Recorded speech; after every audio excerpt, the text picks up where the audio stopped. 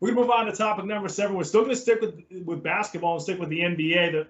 The NBA draft is tomorrow night, the 2021 NBA draft. A lot of good players in that draft. We're not going to do a mock draft or anything like that, but what we want to talk about tonight is we're each going to pick our biggest boom and our biggest bust. So we're going to pick our player that was either a steal or a player that not everybody thought was going to be this great player and turned out to be really good. And then we're going to pick our biggest bust, the player who, where there's a lot of hype surrounding this player and they just really struggled in the NBA or even to carve out space in the NBA. So, Brandon, we'll let you go first.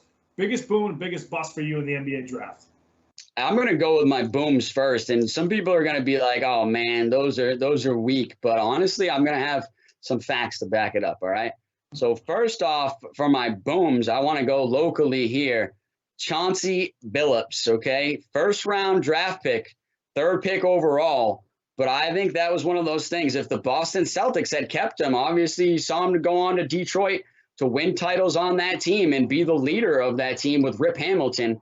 So it's just really one of those things where I think he turned into an amazing NBA player, one that the Boston Celtics should have never passed on so early after spending a high draft pick on him, drafting him 3rd overall, and he turned out to be a great player.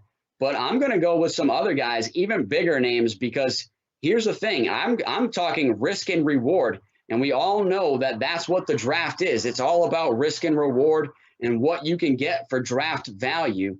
So I'm going to talk about Kobe Bryant and Kevin Garnett. When those two had to get drafted right out of high school, imagine being the NBA GM, being like, we're spending our #1 draft pick on a high school kid. And I know they were proven and look like kind of like LeBron. Same thing, too. Same with LeBron. I think LeBron was even a little bit more established as a player, and there had been more eyes on him than Garnett and Kobe Bryant. So it was probably more of a sure pick when you're drafting LeBron out of high school. But when you're drafting Kobe Bryant and Kevin Garnett out of high school, if you get that wrong with the #1 pick, you're setting your team back by 10 years at least, and you're also going to lose your job as the general manager. But guess what? Those guys were diamonds in the rough. Kobe Bryant becoming one of the greatest players of all time, if not the greatest player of all time, in my opinion, up there with Michael Jordan. And then you got Kevin Garnett, top 50 NBA player of all time, easily, probably top 25 in my opinion. So it's one of those guys, like I said, I just think that those are big time boom, but it was risk reward. They were high school kids. You really didn't know what you were going to get. And boy, did you get a lot. You got 2 of the greatest players of all time. Now I'm going to go on to busts because, man, those are more fun to talk about, especially as a coach or as an analysis guy. And so I honestly got to bring up Darko Milicic, 2003. I believe he was the 2nd draft pick overall. And, man, for the Detroit Pistons, and just turned out to be absolute dookie. Garbage, didn't ever really put in any really quality minutes for the Detroit Pistons, then moved on to be kind of an NBA journeyman for a few years before he was out of the NBA game. And honestly, there's a long backstory, too. ESPN covered it on him, too. So you can go and watch that. I'm sure you can pull that up on YouTube about what he's doing now back in his home country and how that time in the NBA affected him personally and affected his life going forward. But, man, I'm sorry, Darko, but you were a big-time bust, one of the biggest NBA busts of all time.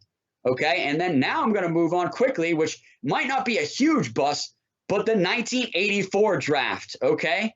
Michael Jordan going 3rd overall, okay? Sam Bowie being drafted 2nd overall by the Portland Trail Blazers. That has got to be one of the biggest NBA draft busts of all time, passing up on Michael Jordan. And people were like, hey, who was #1 that year? Hakeem Olajuwon was #1 that year, one of the greatest players of all time. I'd say was a little bit more established than Michael Jordan at the time. So he deservedly went 1st overall, but Jordan should have been a lock #2 to the Portland Trail Blazers. Instead, they pick Sam Bowie, who goes on to do nothing really in his NBA career, be another NBA journeyman. And then Chicago Bulls draft Michael Jordan, out of the University of North Carolina, number 3 overall, and the story's written after that. So I think that's another big bust. And then quickly, before I turn it on, anytime we're talking about busts and drafts, doesn't matter what sport you are talking about, you got to bring up Ryan Leaf. Yeah, I know. Ryan Leaf is that's a complicated one. He ended up having some addiction issues too, but you're absolutely right. That's a huge bust, especially in the NFL. I'll start with my boom, and it's a little different. That I took a little different approach than you did. Look at Draymond Green. Okay, Draymond Green was picked 35th in the 2012 NBA draft. Okay, yeah. This guy was taken in the 2nd round. Okay, and Draymond annoys me sometimes. I'm not like the biggest Draymond fan, but Draymond was taken in the 2nd round of the NBA draft. Okay, even though he was the Big Ten Player of the Year, was really good for Michigan State. Yep. I believe he was the defensive player of the year. In the NBA, he became the defensive player of the year. He's got 3 championship rings. He's been on 3 All-Star teams, and he lasted till the 2nd round. I mean, in that draft, he did have Anthony Davis, Bradley Beal. We mentioned Dame Dollar. He was in that draft. Even Andre Drummond. They were all top 10 picks, and they've worked out in the NBA. But Draymond Green lasted all the way to the 2nd round just because he was kind of a big man, but he was only 6'6", and he was a little chunky, and they didn't really know where to fit him. The guy was just a really good basketball player, and the guy could, he had good soft touch, soft hands around the rim. He learned how to shoot threes once he got to the NBA. Learned how to be a great defender, even on the perimeter in the NBA. So he's one of my biggest booms. Just for this particular segment, because he dropped all the way to the 2nd round and still became a great NBA player. As far as the bust is concerned, I'm going to go off the grid a little bit. Everybody thinks about Greg Oden, Kwame Brown. Kwame Brown actually had a long NBA career. He just was not really a 1st overall pick worthy player. And then a guy who I don't even know what he's doing right now, Anthony Bennett, who was a 1st overall pick by the Cleveland Cavs a few years ago, right before Victor Oladipo was a 2nd overall pick. But the guy I'm going to go with is Dragan Bender. Back in 2016. Wow. Back in 2016, and this hits home a little bit with Celtics fans.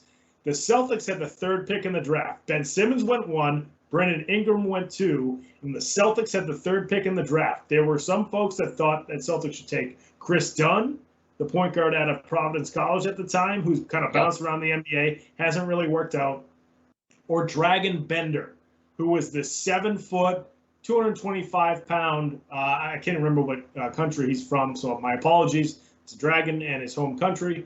But he was a big guy, big, tall center who could shoot. And everybody was like, the Celtics should take him there, at 3. The Celtics ended up taking Jaylen Brown, who has become an all-star in the NBA, one of the top players on the Celtics, and is forming a good tandem with him and Jason Tatum.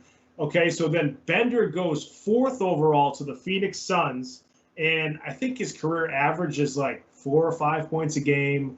I'm not sure how many minutes. He didn't play in the NBA this past season. He actually played back in his home country. I think he's from Croatia, if I have this correct. I might be wrong there, but he didn't even play in the NBA this season. He actually got traded to he got a 10-day contract that he signed with the Golden State Warriors back in 2020, was actually playing decent, and then the pandemic hit, and they went to the bubble, and he didn't end up going, and that was kind of it for him, the NBA so far. We'll see if he makes a comeback. But Dragan Bender has been one of those guys that just 4th overall pick, and still, there's guys that have been busts and haven't played well, but have lasted in the NBA. Dragan Bender is not there anymore. It's been only 4 years, so he's my bust for this particular segment. No, you got great calls there, and I've got to say I'm jealous if they got any guaranteed money for doing nothing. Folks, if you like this show, you're watching it right now on YouTube, make sure you subscribe to our YouTube page. That's Comeback Sports on YouTube. So subscribe to the channel, Comeback Sports, and then all the cut-ups that our awesome producer, Ben Kudo, puts together after the show. That'll all filter to your YouTube channel. You don't have to go search for it. It's just right there in your subscriptions.